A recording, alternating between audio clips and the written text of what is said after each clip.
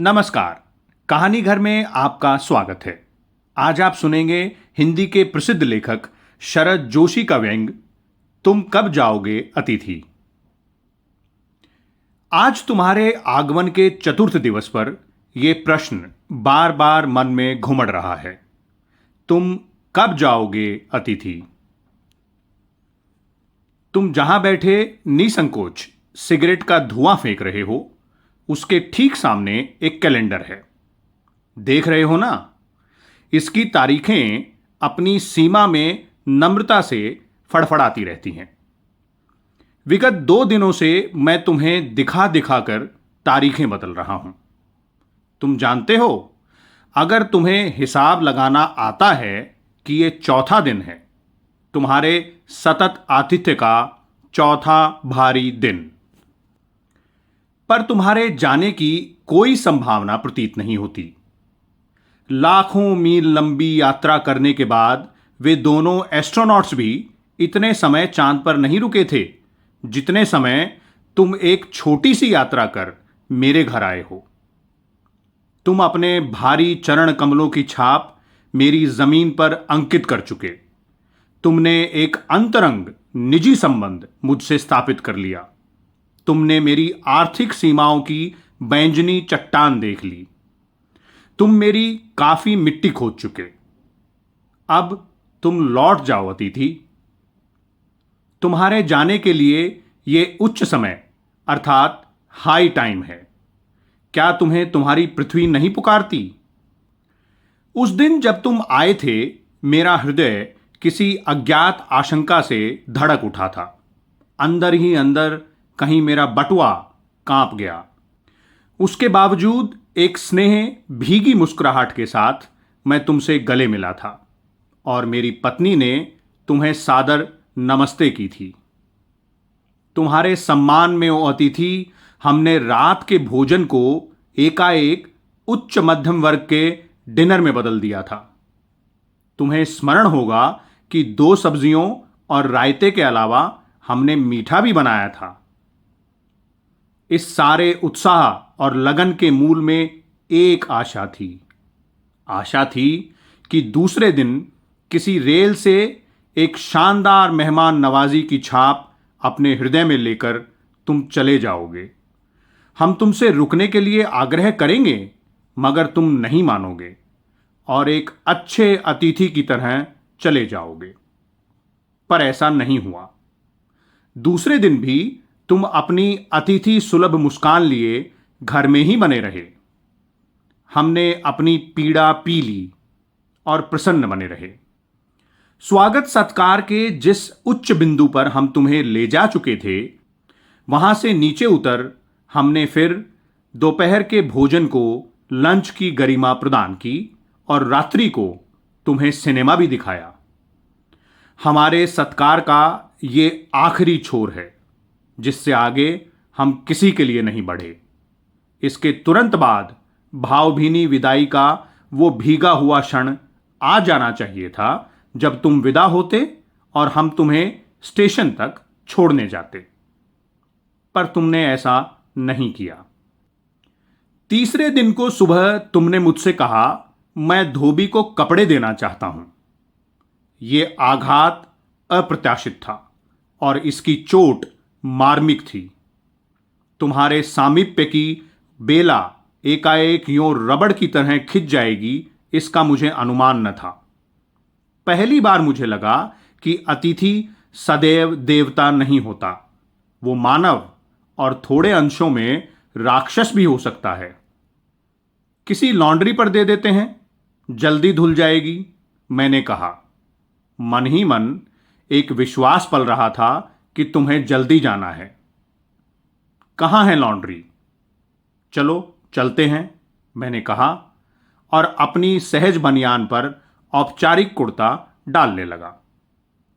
कहाँ जा रहे हो? पत्नी ने पूछा। इनके कपड़े लॉन्ड्री पर देने हैं, मैंने कहा।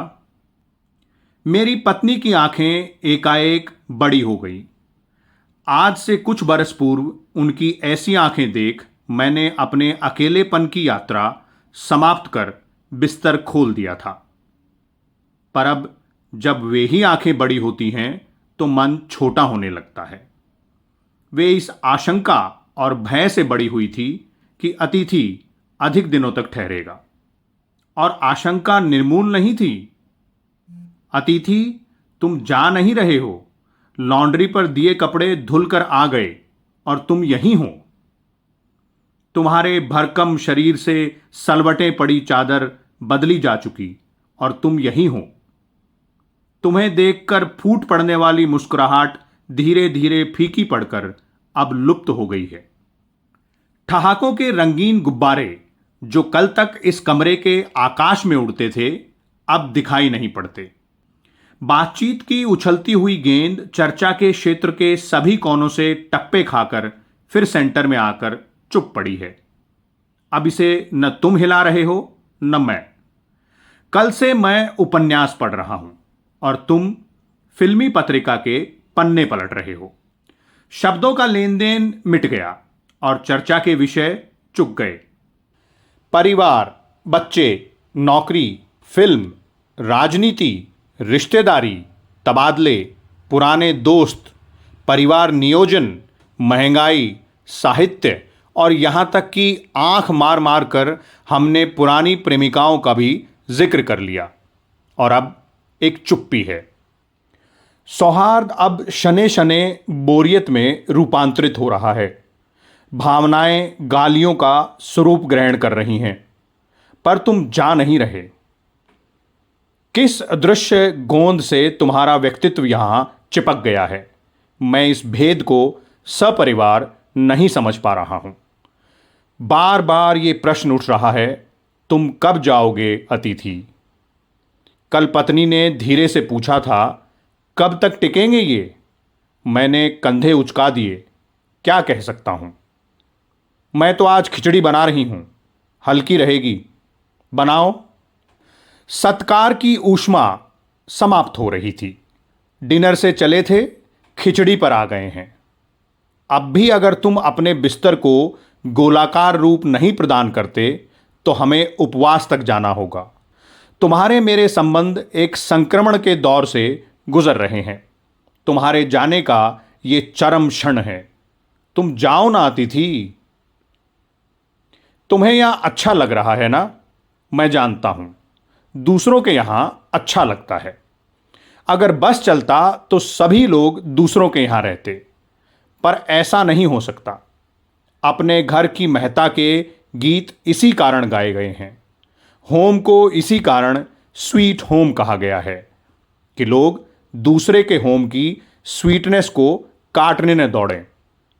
तुम्हें यह अच्छा लग रहा है, पर सोचो प्रिय कि शराफत भी कोई चीज होती है और गेट आउट भी एक वाक्य है जो बोला जा सकता है।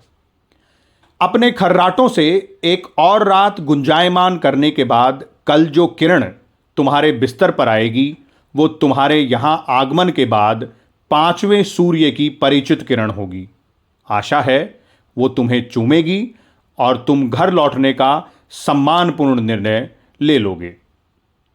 मेरी सहनशीलता की वो अंतिम सुबह होगी। उसके बाद मैं स्टैंड नहीं कर सकूंगा और लड़खड़ा जाऊंगा। मेरे अतिथि, मैं जानता हूं कि अतिथि देवता होता है, पर आखिर मैं भी मनुष्य हूं। मैं कोई तुम्हारी तरह देवता नहीं। एक देवता और एक मनुष्य अधिक देर साथ नहीं रहते। देवता दर्शन देकर लौट जाता है। तुम लौट जाओ अतिथि, इसी में तुम्हारा देवत्व सुरक्षित रहेगा। ये मनुष्य अपनी वाली पर उतरे उससे पहले तुम लौट जाओ। उफ, तुम कब जाओगे अतिथि? आप सुन रहे थे हिंदी के प्रसिद्ध लेखक शरद जोशी का व्यंग्य तुम कब जाओगे अतिथि। इसी तरह की और रोचक रचनाओं के लिए जुड़े रहिए कहानी घर के साथ और हमारा चैनल सब्सक्राइब कीजिए। नमस्कार, धन्यवाद।